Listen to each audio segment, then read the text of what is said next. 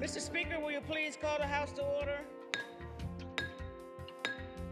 The bill is passed. We'd like to get a budget that represents the interests of the people who are standing here with me now. To be part of the struggle to achieve a better society for all.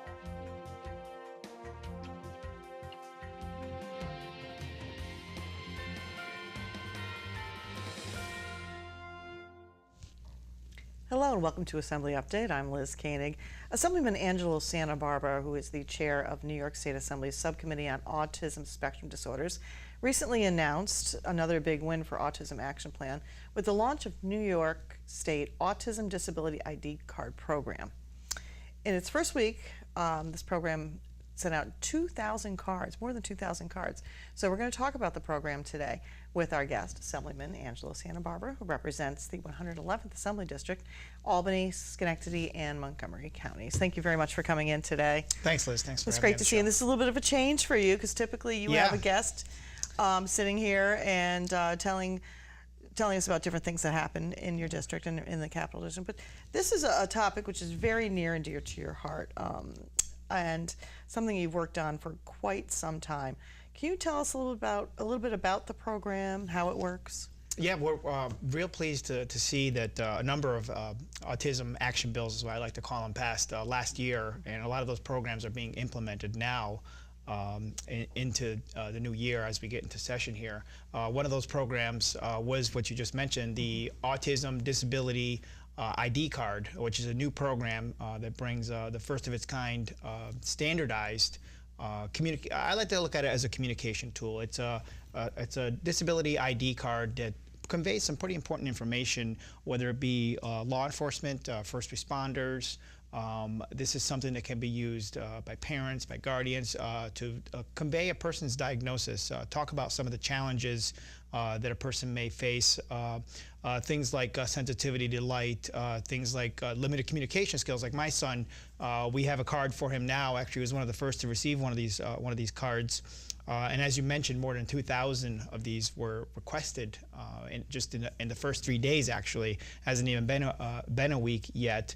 But it's something I've been working on since I first took office here in the Assembly.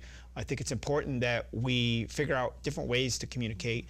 And this is a card, a tool that may not work for everybody, but I think it can help a lot of people, especially with kids like my son that really don't have the skills, the communication skills, and have difficulty communicating, especially when you're talking about a stressful situation.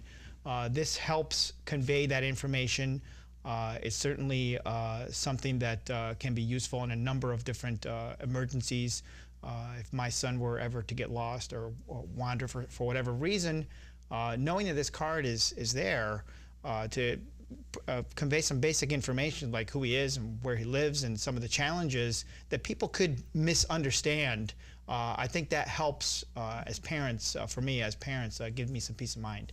And in what sort of a situation might a parent use the ID card? Well, you know, I just recently went through the airport with my son. Airport security is a good, something I have used it for already, to be able to hand the card to a TSA agent, and something that, you know, what's nice about this card is it's standardized. So what we've seen in the past is we find homemade notes in people's pockets, we find some locally issued IDs, and they're all a little bit different if they are offered at all. What this is now is it's a standardized card, and I have one here, and I think we'll put one up on the screen. A standard appearance, a standard look.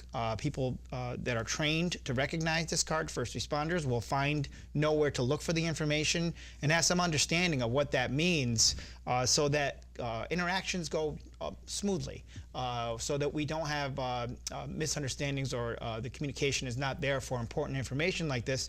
I like to look at it as, you know, you have a non-driver ID, you have a driver's license, you have a passport. They all convey important information, but none of those documents convey the information that's on this card, which is, you know, emergency contact, you know, name, address, and the diagnosis information, the key information that can help an interaction, that can help, whether it's law enforcement or first responders, can help those individuals better serve the community that we're talking about here. Now, as a parent, How does having this card for your son make you feel? Well, for me, it gives me peace of mind when I go to a crowded amusement park. My son likes to go to amusement parks. He likes roller coasters. Like I said, when we go through airport security or any social interaction, it's the thing to keep in mind is it's not. It's for individuals, certainly. These are available upon request, completely optional. Again, it's a tool that may work for some individuals. It may not work for everybody, but I think it's another tool that's available now at this point. It's also for guardians, for parents, to be able to, sometimes it may be a child. And for my son, doesn't speak, but I would keep this, we keep this on his person so that, if someone is looking for ID, they would find this card and at least have some information as to the challenges that he may face. And my son, these bills these work together with, this bill works together with a number of other bills in my autism action plan. But one of the big issues is communication, trying to find ways to offer more communication. And what that means is more opportunity for kids like my son to be able to engage their community, their own community on their own terms. Now, what's been the reaction so far? Well, as you mentioned in your opening, when we opened the show, it's been tremendous. I was not expecting this kind of reaction to more than 2,000 cards issued in less than a week. It's been a lot of people have been waiting for this. Thousands of families in New York State that are looking for this type of tool to be able to to be able to offer to their loved ones, or to be able to carry for themselves. As I said, when I go through airport security, I show the card and I explain to my son, I explain to them what the challenges are for my son, even going through airport security. It helps facilitate the interaction. So I think it's very helpful. So the reaction's been very good. This is something I've been working on for a long time. What actually prompted some of this was some situations we started seeing in other states where routine interactions were escalating because of misunderstandings. We want to get ahead of that and make sure those type of interactions go smoothly here, whether it's with law enforcement or even during emergencies where first responders are looking to find ways to help. Now, is there any cost associated with the program? Well, that's the thing. We worked very hard to make this available here in New York State at no cost. So it's real nice that you can apply for the card online. People can call my office. They're able to turn it around pretty quickly and get the card out to individuals that need them. In some cases, people have been requesting a few cards to be able to have one, whether it's at school with them, and the parents want to have one at home as well. So we've been able to facilitate that as well at no cost, and again, available upon request. All you have to do is request one. You can go online, and I think we have a screenshot of the website. Which hopefully we can flash up on the screen. Now, this is actually a companion bill that works with autism training program that you launched last year for law enforcement and first responders. Yes, that's exactly right. And what prompted a lot of this was, again, what we saw in other states. There was a particular event in Arizona where we saw a routine interaction between law enforcement and a teenager, much like my son, very limited communication skills, and that individual was self-stimulation, and I brought one of the rubber bands that my son uses, and my son will, he does it a lot faster than I do, but he will do this when he has anxiety, and it calms him down. It helps him manage stressful situations. So that particular encounter, it was a body cam video. It quickly escalated because it was misunderstood what actually that repetitive hand movement was. It was misunderstood, and when the communication was not there for that interaction with that officer, it's a situation that unfortunately escalated, and the teenager did end up getting hurt because of what happened, because of the escalation of that interaction. That was a real life, a real world example of what could happen, and my thought was, wouldn't that have gone a lot better if the officer had some training because I believe the officer didn't even know what autism was. If the officer had some training, and if when they were looking for ID, they found this card and were able to recognize it, that interaction would have went completely different.